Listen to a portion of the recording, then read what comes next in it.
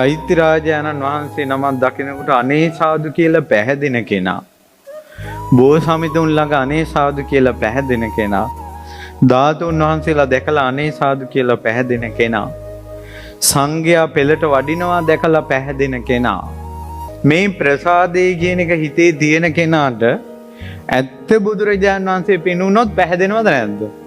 පැහැදීම කියන එක පුරුදු කරන්න පින්වතුනි සංස්කාරය. ඒකයි කියන්නේ සවන් යොමු කරගෙන බණහන්න කියලා. අද කාලේ සද්ධා මාත්‍රයකින් අපිත් බණ දහම් දේශනකොට ඔබ සවන් යොමා පැය ගණන් අසාගෙන සිටිනවා නම් විශ්වාසයි බුදු කෙනෙක් පහළ වුණ කාලයක රහතුන් පහළ වුණ කාලයක ඔය කන් අනිත් පැත්තට ගන්න බෑ.